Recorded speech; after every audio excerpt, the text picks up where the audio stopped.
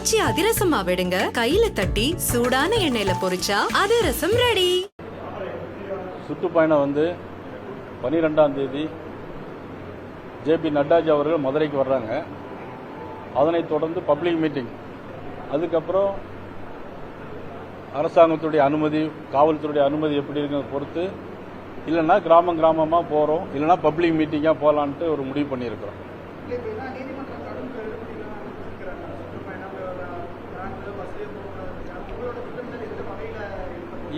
அது ஒரு பக்கம் இருக்கட்டும். நேற்றைக்கு முதலமைச்சர் கச்சத்தீவு வேணும்னு கேட்டிருக்காங்களே, அதை பற்றி நீங்கள் ஒன்றும் கேட்கவே மாட்டேங்கிறீங்க.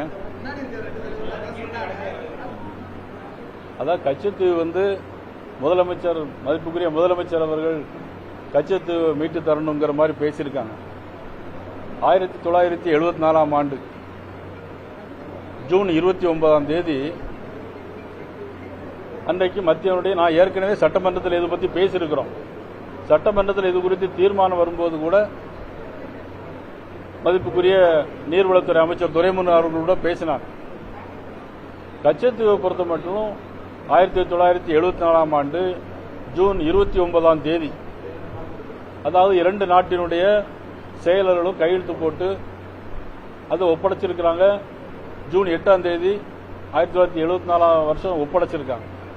அன்னைக்கு மத்தியில் பிரதமராக இருந்தது மதிப்புக்குரிய இந்திரா காந்தி அம்மையார் அவர்கள் இருந்தாங்க.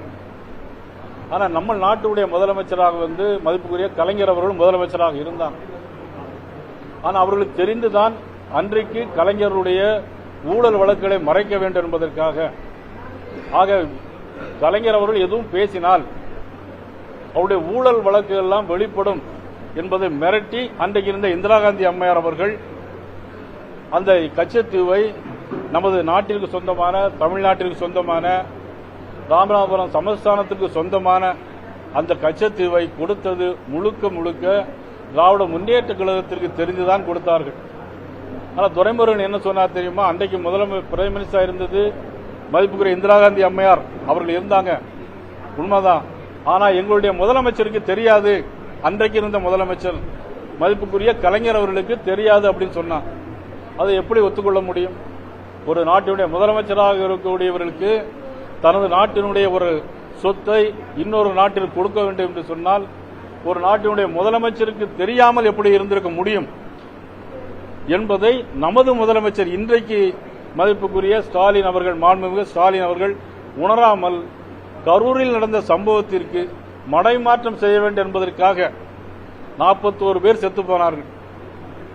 41 பேர் செத்து போனாங்க. எப்படி நெரிசல்ல இருந்து செத்து போனாங்க? ஏன் செத்தாங்க?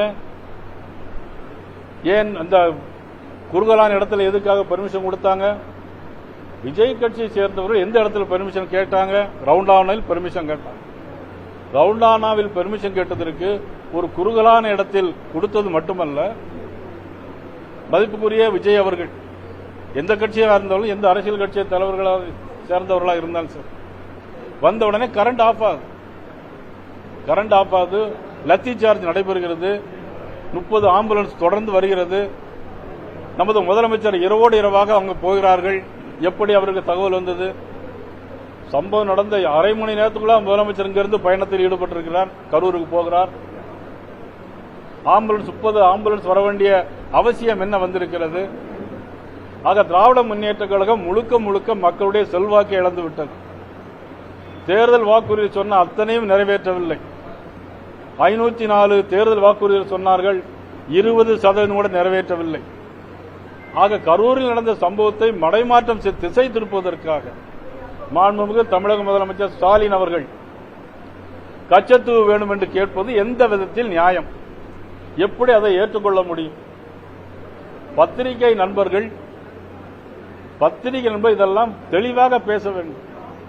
பத்திரிகை நண்பர்கள் எங்களுடைய கூட்டணியை பற்றி கேட்டுக்கொண்டே இருக்கிறார்கள் தவிர திராவிட முன்னேற்ற கழகத்துடைய கூட்டணி என்ன நடைபெறுகிறது, அவர்கள் தொடர்ந்து இருக்கிறார்களா, மந்திரி சபையில் எத்தனை பேர் இடம் கேட்கிறார்கள் என்பதையெல்லாம் விட்டுவிட்டு இன்றைக்கு முதலமைச்சர் திசை திருப்பும் நோக்கத்தோடு கச்சத்தீவு பிரச்சனையை கையில் எடுத்திருக்கிறார்கள். தயவுசெய்து தமிழக மக்கள் புரிந்து கொள்ள வேண்டும். இது முழுக்க முழுக்க திராவிட முன்னேற்ற கழகத்திற்கு அத்தனை குற்றமும் திராவிட முன்னேற்ற கழகத்தின் மீது சுமத்தப்படும். இந்திரா காந்தி அம்மையார் பாரத பிரதமராக இருந்தபோது கொடுக்கப்பட்ட கட்சித்து அதை இப்பொழுது வேண்டும் என்று கேட்கிறார்கள். ஆனால் ஒருவரால் மட்டும்தான் முடியும். புரட்சி நம்முடைய பாரத நாட்டினுடைய பிரைம் மினிஸ்டருடைய கவனத்திற்கு தமிழகத்தின் சார்பாக, தமிழக பாரதிய ஜனதா கட்சியின் சார்பாக இந்த பிரச்சனையை நாங்கள் எடுத்து சொல்வோம். ஆனால் முழுக்க முழுக்க முதலமைச்சர் அவர்கள் திசை திருப்ப வேண்டாம். கரூரில் நடந்த சம்பவத்திற்கு நீங்கள் அதற்கு பிராயச்சித்தம் தேட வேண்டும் என்று அன்போடு இந்த உங்கள் வாயிலாக கேட்டு.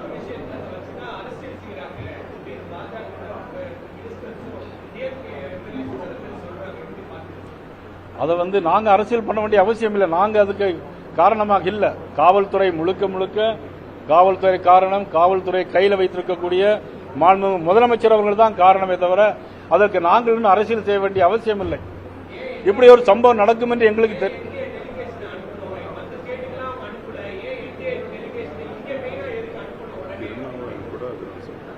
நீங்க என்டிஏ இங்க மட்டும் அனுப்பணும் மட்டும் இல்ல, சம்பவம் 41 பேருடைய உயிர். இது ஒரு சாதாரண விஷயம் அல்ல. 41 உயிர்களை பாதுகாக்க வேண்டியது தமிழக அரசினுடைய கடமை, நம்முடைய முதலமைச்சருடைய கடமை. தவறிவிட்டார், அவ்வளவுதான்.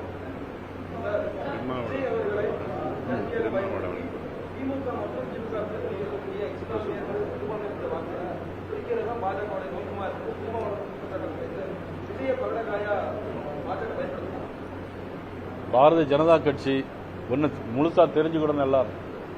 நாங்கள் எல்லா மதமும் சம்மதம், எல்லோரும் இந்நாட்டு மன்னருங்கிற முறையில் தான் பாரதிய ஜனதா கட்சி இருந்துட்டு, எங்களுக்கு அவர்களை மாதிரி மதிப்புக்குரிய திருமாவளவன் அவருடைய கூட்டணி கட்சியுடைய தலைவராக இருக்கக்கூடிய முதலமைச்சர்கிட்ட கேட்கணும். நாங்கள் எல்லாத்துக்கும் நான் சொல்றேன், இஸ்லாமியருடைய திருநாள் எதுவாக இருந்தாலும் நாங்கள் வாழ்த்து சொல்றோம். கிறிஸ்தவருடைய திருநாள் எதுவாக இருந்தாலும் நாங்கள் பண்டிகையை வாழ்த்து சொல்றோம். ஆனா முதலமைச்சர் வாழ்த்து சொல்லுவாரான்னு திருமாவளவன்கிட்ட நீங்க எல்லாம் கேட்கணும்.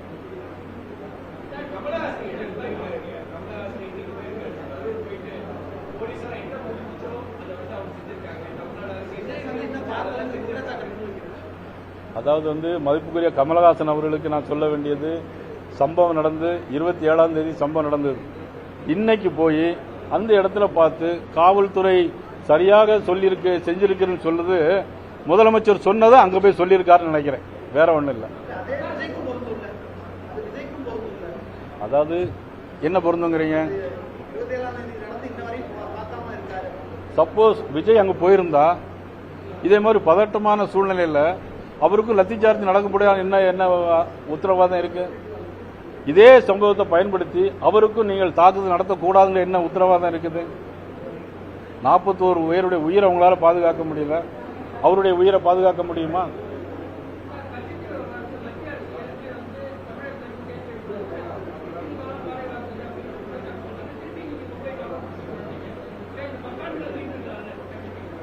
அதாவது இது ஏதோ நம்ம அடுத்த டிஸ்ட்ரிக்ட் நம்ம டிஸ்ட்ரிக்ட்ல பிரச்சனை இல்லை. இது இரு நாடுகளுக்கே உள்ள பிரச்சனை. இரு நாடுகளுடைய பிரச்சனை உடனடியாக பேசி தீர்த்திட முடியாது. அதற்கெல்லாம் கால அவகாசம் வேணும். 2 நாடுகளுடைய தூதர்கள் முதல்ல சந்திக்கணும், 2 நாடுகளுடைய பிரதம அமைச்சர்களை சந்திக்கணும். ஆக இதெல்லாம் பிரச்சனைகள் நிறைய இருக்குது. ஆனா கொடுத்ததை கொடுத்து விட்டு இப்பொழுது கட்சித்து வேணும்னு மாண்புமிகு தமிழக முதலமைச்சர் மதிப்புக்குரிய ஸ்டாலின் கேட்பது எந்த விதத்தில் நியாயம் என்பதான் கேட்கும்.